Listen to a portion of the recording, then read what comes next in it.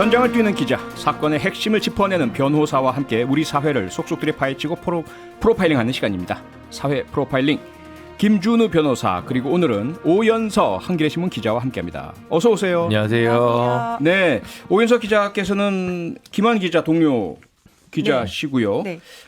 특별히 나오셨는데 고맙습니다. 네, 감사합니다. 네. 불러주셔서. 우선 오 기자에 대해서는 김준우 변호사가 무척 이렇게 소개를 자랑해 주실 게 많다면서요? 아니 이제 김한 기자랑 오연서 기자가 사실 2년 전에 그 N번방 사태 때 네네.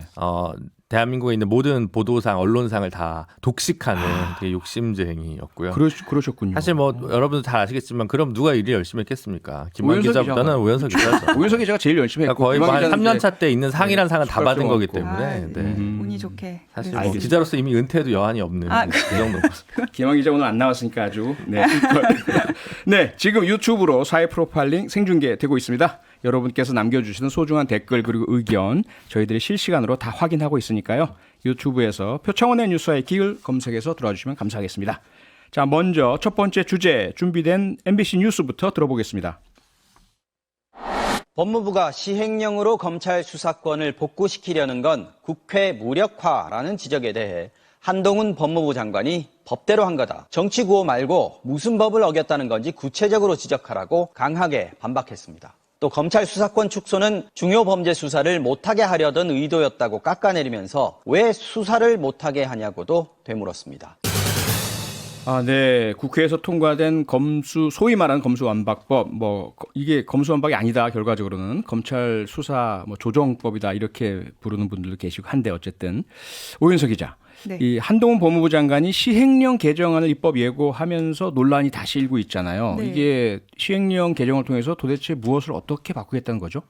네, 그 개정안의 핵심은 한마디로 대통령령을 좀 조정을 해서 재량권으로 직접 그 검찰의 직접 수사 범위를 확대하겠다는 건데요. 네. 이게 좀 흔히 말하고 있는 이 검수완박법을 보면 검찰의 직접 수사 범위가 6개 범죄로 한정이 돼 있거든요. 예. 이게 부패 범죄나 경제 범죄 이런 것들을 6개 범죄로 한정이 돼 있는데 네. 특히나 이 공직자 선거 범죄로 분류됐던 일부 범죄를 부패 경제 범죄의 범위로 대폭 늘려서 검찰이 수사할 수 있도록 하는 범위를 늘리겠다는 겁니다. 네. 특히 경제 범죄의 폭이 훨씬 넓어졌는데요.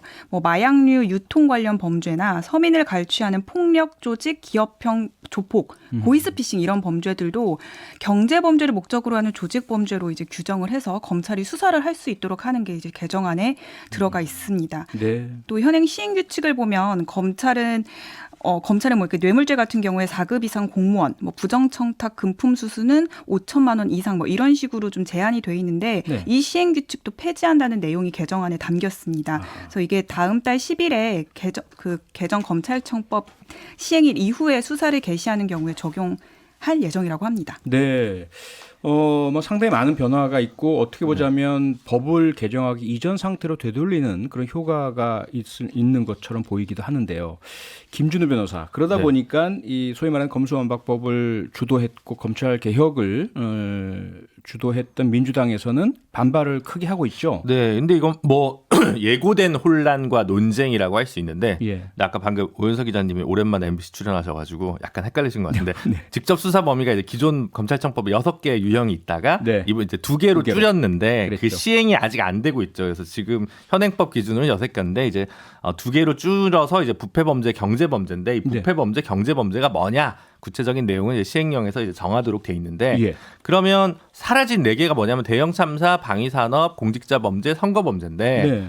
그럼 이제 부패 경제범죄 구체적 내용을 시행령으로 정해야 되니까 이제 그 부분을 재조정을 한 거죠. 근데 그 재조정하는 과정에서 공직자범죄나 선거범죄도 경제 부패에 포함되는 거다라고 하면서 이렇게 네. 전부 다는 아닌데 일부를 이렇게 쓱 갖고 온 거죠. 예. 그러면 이게 왜 법 위반이냐라고 이제 한동훈 장관은 이제 계속 주장을 하고 있는 거고 네. 이례적으로 법무부 홈페이지에 들어가시면요. 네. 무슨 수사를 왜 하지 말란 말입니까? 이런 보도 자료가 올라와 있어요. 아. 법무부 장관의 그걸로 네. 굉장히 이례적인 문체라고 할 수 있는데 사실은 제가 만약에 법제처나 국회 무슨 입법조사위원이나 이런 사람이었으면 이제 의견을 내라라고 했으면 네.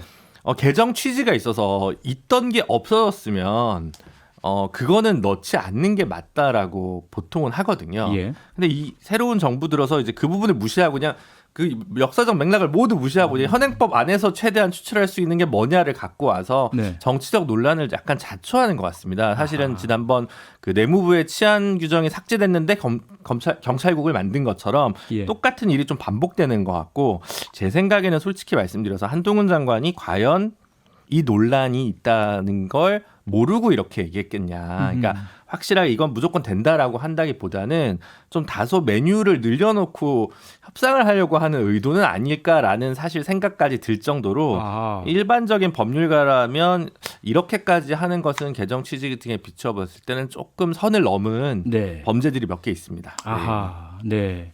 그러니까 그 이 소위 말하는 검수완박법 개정 전에는 6가지 종류의 범죄를 검찰이 수사할 수 있었는데 직접 수사를 할 수 네. 있었는데 법을 개정해서 2가지로 줄였잖아요. 네. 그런데 시행령을 통해서 없어진 4가지를 다시 살려냈다. 다는 아니고 이제 일부를? 일부 살렸고요. 그리고 이제 추가적으로 이제 그게 결국은 이런 논란이 예고돼서 네. 최초에 민주당에서 올 여름에 이제 그거를 그 지방선거 전에 이른바 검수완박법을 이제 추진을 할 때 네. 경제 부패 범죄 중 대통령령으로 정하는 이렇게 이제 원안을 냈는데 네. 뭐 권성동 뭐 원내대표가 합의했다가 파토나는 과정에서 등으로 다시 바뀌면서 예. 이 등이 되면 무슨 일이 일어날지 어떻게 아냐. 네. 아 여야 합의가 중요하다. 뭐 이렇게 되면서 이렇게 넘어갔는데 결국 이제 그 위험 요소가 예고된 어떤 지금 이제 논란이라고 할 수 있겠죠. 바로 그 부분인데요. 네.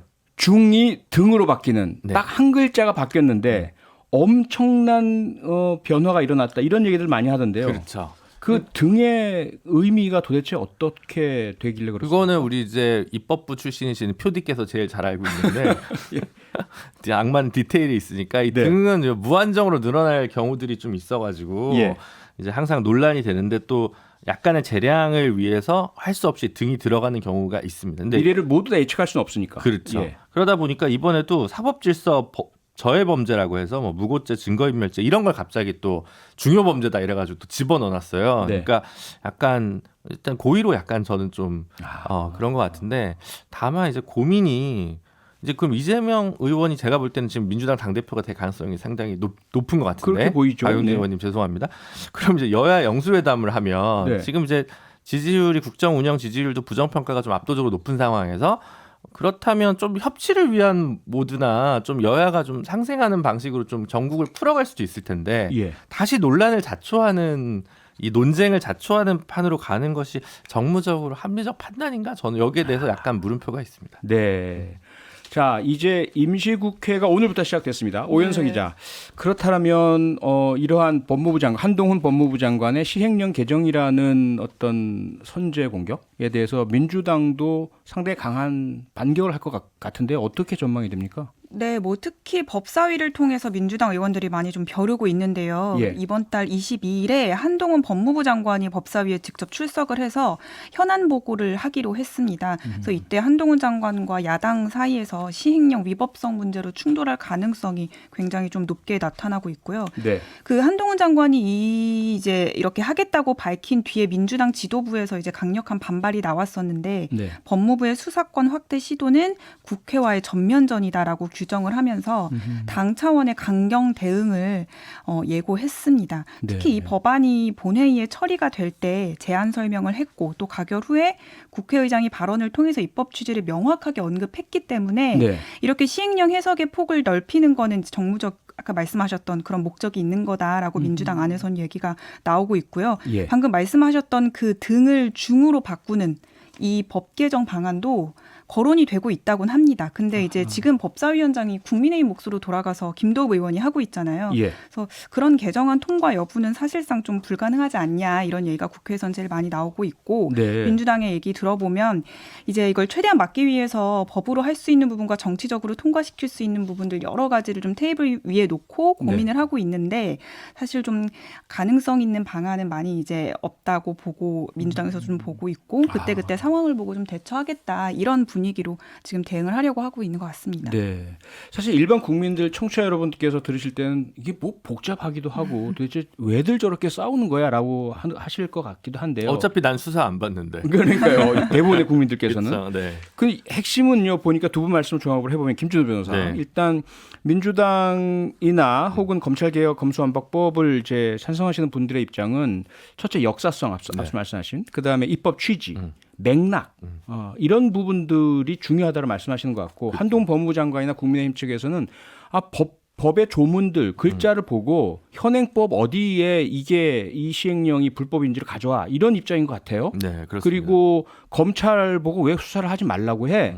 뭔가 구린 거 아니야? 이런 네. 어떤 정치적 반경이 있는 것 같고 그렇죠. 이런 상태라면 계속해서 서로 주고받고 핑퐁 게임에 정답 없는 싸움과 혼란만 계속될 거 아닙니까? 그런 문제가 이제 여러 가지 그 뭐랄까 국민이 좀 피해를 보는 상황이 좀 발생할 수가 그렇죠. 있습니다. 예, 예를 들면 이제 이게 위헌이냐를 네. 가지고 논란이 되는데 예를 들어 그러면 검찰이 직접 수사할 수 없다라고 예를 들어 시행령이 위헌이기 때문에 그러니까 네. 검찰이 직접 수사하는 게 위헌이라는 게 아니라 시행령 자체가 시행령에 근거해서 직접 수사를 했는데 만약 그게 위헌이라고 하면 예. 법원에서 위법 수집 증거 배제 법칙처럼 아하. 너 이거 위헌 수사였기 때문에 무죄야 공소 기각 면소야 뭐 이런 식의 판결을 내릴 수도 있거든요. 그럼 오히려 사법 정의가 실현이 못 되는 공교로운 상황이 될 수 있으니까요. 그러게요. 이제 검찰과 수사 권한과 기소 권한을 최대한 분리하되 네. 그 원칙 하에서 예외를 어느 범위로 설정할 거냐 이거는 이제 여야나 혹은 법률가들 내에서도 늘 논쟁의 대상입니다. 저는 이제 논쟁은 당연히 타당하다고 생각을 하는데 네. 문제는 이건 어쨌든 입법 사항인데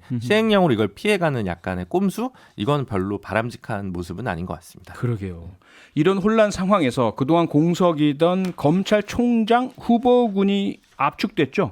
김준호 변호사. 네, 그렇습니다. 지금 오늘 이제 검찰총장 후보 추천위원회가 개최가 돼서 예. 여환섭, 이두봉, 김후곤, 이원석 다 이제 고검장급 현직 고검장급 인물인데요. 예. 4명이 추천했습니다. 3명 내지 4명을 보통 일상적으로 추천을 하고 아마 이제 추천위원회에서 된 사람 중에 한 명을 한동훈 법무부 장관이 이제 제청을 해서 대통령이 아마 임명이 하니까 이제 그 조만간 정리가 되지 않을까 싶고요. 네. 조금 카마평 나왔던 분들 중에서 3명, 4명인데도 노정현 고검장이 지금 부산고검장인가요? 이제 최초 여성 검찰총장이 나오는 거 아니냐 뭐 이런 일각의 견해도 있었는데 그렇죠. 어쨌든 이 4인의 라인업에서는 좀 빠졌습니다. 그중에 지금 제일 기수가 아래고 대검 차장을 맡고 있는 이원석 차장이 과연 올라갈 것이냐. 근데 이제 이원석 대검 차장이나 한동훈 장관 같은 경우 이제 사법연수원 기수 기준으로 27기입니다. 네. 그럼 조금 많이 내려가는 거거든요, 사실은. 왜냐하면 이제 뭐 윤석열 총장은 뭐 23기였고 나이는 좀 많으셨지만 김호수 총장이 이제 20기 정도 됐으니까 훅 내려가는 거죠. 물론 이제 기수 문화가 꼭 중요한 건 아닙니다만.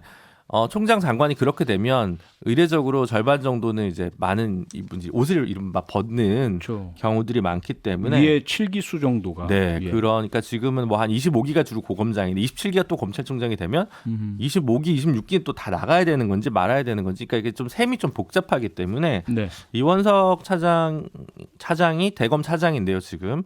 오히려 차기가 맞지 않냐 뭐 이런 얘기도 있는데 대검은 지금 이원석 체제로 잘 돌아가고 있다. 이러기 때문에 예. 지금 현실적으로는 김우곤 고검장이랑 양자 대결 아니냐 법조 출입 기자들은 좀 그렇게 분석을 하는 것 같고요. 네. 네 그리고 이제 이두봉 고검장에 대해서는 저는 개인적으로 조금 비판적인데 왜냐하면 유성 사건과 관련해서 무리하게 공소권을 남용했다가 공소권 남용 판결을 받은 검사였거든요. 그래서 저는 뭐 내분이랑 아무 연이 없지만 네. 굳이 이제 속어법으로 하자면 이두봉 고검장은 좀 곤란하지 않나 뭐 이런 생각입니다. 네. 오윤석 기자. 네. 지금 뭐 김준호 변호사가 법조인 시각에서 검찰총장 후보들에 대한 상당한 이렇게 네. 품평을 해주셨는데 네. 기자 시각에서 보실 때 지금 이 상황 어떻게 보고 계세요?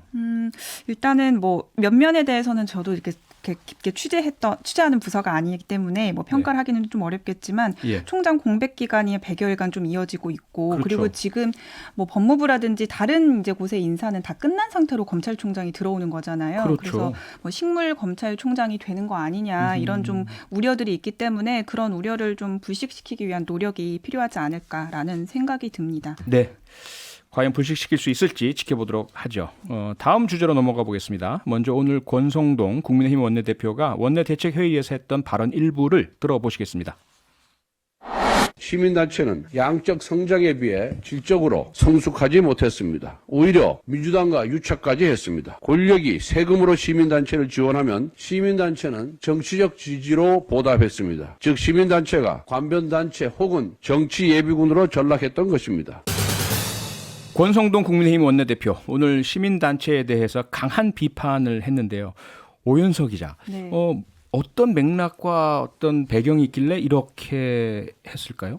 일단 지난주에 감사원이 감사를 시작하게 된 게 계기가 된 걸로 보이는데요. 네. 감사원이 정부 그리고 지방자치단체의 비영리 민간단체 그 지원 실태에 대해서 감사를 하겠다고 밝혔습니다. 예. 뭐 많이 좀 떠오르는 게 이제 정의연 사태가 많이 떠오를 것 같은데요. 네. 보조금 횡령이라든지 이런 회계 부정을 좀 집중 점검하고 정부의 보조금 교부, 정산 이런 관련 업무 전반을 점검할 거라고 합니다. 그래서 대상이 되는 기관이 행안부, 통일부, 외교부, 문체부, 환경부, 여가부, 서울시 이렇게까지 하면 7개 기관이 되는 거거든요. 네. 이렇게 돼서 뭐 하위 단체라든지 이런 곳들까지 합치면 한 1,700여 곳이 될 거라는 전망이 나옵니다. 네. 이런 걸 계기로 해서 권성동 원내대표가 또 지금이 또 국회 결산 시즌이잖아요. 네. 그래서 이런 것들에 대한 철저한 점검이 필요하다는 취지로 이제 얘기를 한 거긴 한데 오늘 워딩이 되게 강했거든요. 아까 들었다시피 뭐 친북 세력 정치 예비군 뭐 이런 표현이 나왔잖아요. 예. 이 이후에 또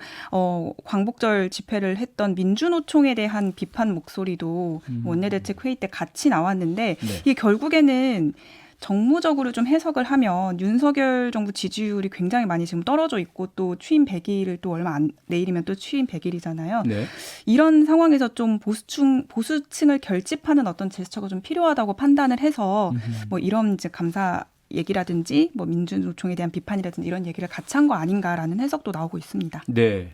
뭐 정무적인 해석이야 입장에 따라 좀 다를 것 같긴 한데요. 우선 김준우 변호사, 네. 시민단체에 대한 정부 보조금 지급 이게 법에 규정되어 있고 기준들도 다 법에 정해져 있지 근데 않습니까? 사실 이제 굉장히 다양합니다. 예. 이 뭐 이른바 이제 비영리 민간단체 등록 및 지원에 관한 법률이 있는데 예. 요거는 이제 조금 복잡한 얘기인데 청취율이 떨어지네요. 비법인 사단이나 뭐 이런 것까지 포함하는 개념이거든요. 예. 그러니까 뭐 어쨌든 네.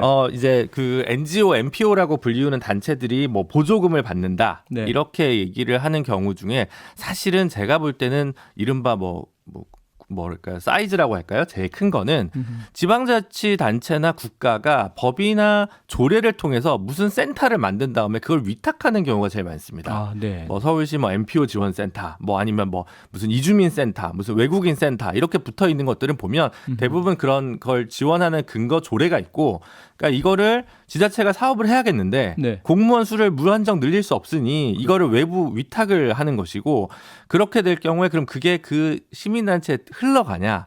그렇진 않고요. 그건 완전 회계를 독립해서 쓰게 되거든요. 네. 그러니까 그 시민단체에 직접 들어가는 건 아니고 그 시민단체나 재단법인이나 뭐 종교재단에 이런 데서 책임지고 운영하는 경우, 이 경우가 사실 제일 많습니다. 예. 시민단체를 정액 보조하는 경우는 사실 잘 없어요. 그거는 3대 관변단체, 바르게 살기 운동협의회, 아하. 새마을 운동연합회, 네. 그리고 자유총연맹, 네네. 고기 자총, 이렇게 3개가 사실 제일 많고 이제 나머지는 특정한 사업에 대한 그런 용역이나 이런 것들을 발주해서 그에 대한 지원이나 보조를 하기 때문에, 그럼 이걸 왜 지원했냐면 그러면 지자체와 정부는 이 사업을 왜 했냐라고 사실 물어야 되는 거지, 왜 여기 네. 지원했냐라고 하는, 사실은 그게 좀 예전과는 훨씬 다르고 투명성도 굉장히 높아진 상황이어서 이거를, 그리고 이제 각 부처에서 그러면 왜 점검을 제대로 안 했냐고 물어볼 일이지, 예, 예.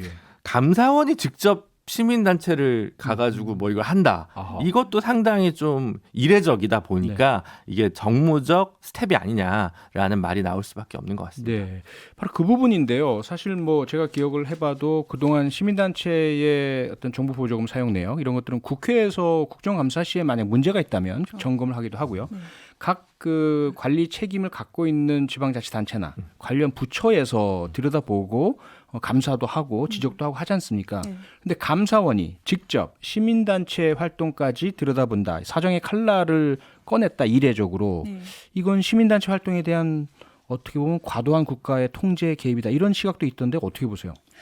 뭐 지금 그런 의심의 눈초리를 받을 수 없는 상황을 감사원이 최근에 좀 이렇게 많이 자처한 거 아닌가라는 생각이 저는 들었는데 이 질문을 받고 네. 일단 뭐 지난달 29일에 최재 감사원장이 국회 법사위에 출석해서 한 발언이 좀 논란이 됐었잖아요. 예. 감사원은 대통령의 국정 운영을 지원하는 기관이다 이렇게 말한 뒤에 이런 뭐 감사가 이루어지는 거였기 때문에 네. 좀 감사원이 이제 대통령의 국정 운영을 지원하는 기관으로 규정을 한 거는 좀 부끄러운 일이라는 지적도 나왔던 상황이라서 네. 지금의 이 감사하겠다는 이 계획이 과연 진짜 정말 그 뭐 정의연 사태라든지 이런 것들을 좀 앞으로 이제 막기 위해서 그런 건지 아니면 정말 말씀하셨던 것처럼 정무적 스텝인 건지라는 이제 의심을 받을 수밖에 없는 상황이라는 생각이 들고요. 예. 최근에 또 전현희 국회의원장에 대해 국익 권익위원장에 대한 특별 감사도 뭐 상습 지각이라든지 이런 것들에 대한 이제 감사를 벌인다는 거잖아요. 그래서 네. 관가에서도 좀 이례적인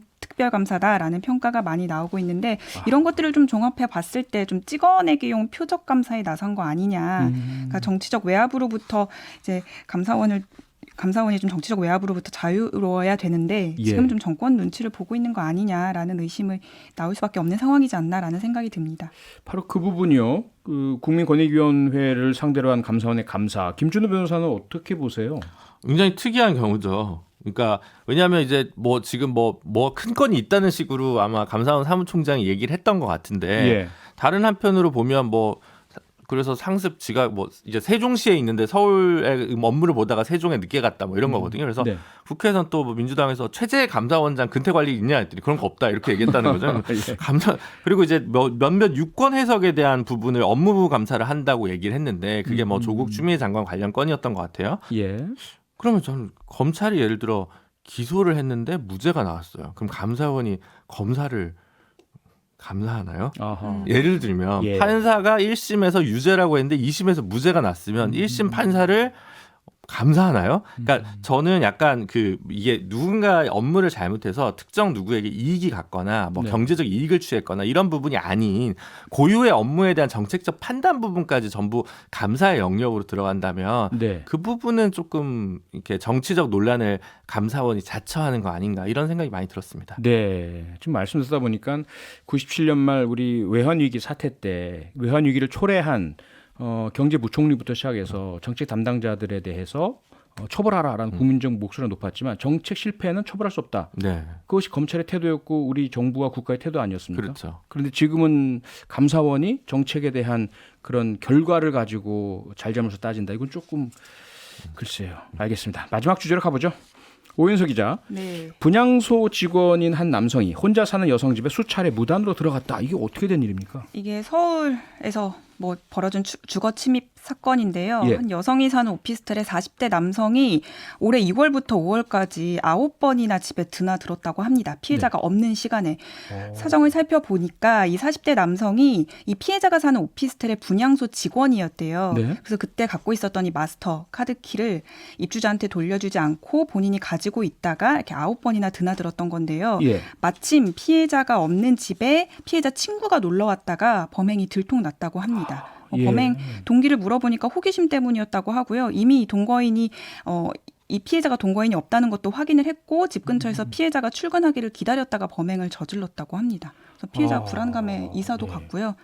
그런 사건입니다. 아니 피해자로서는 정말 이건 엄청난 충격일 수밖에 없는 사건인데 법적으로 따지자면 김준우 변호사 네.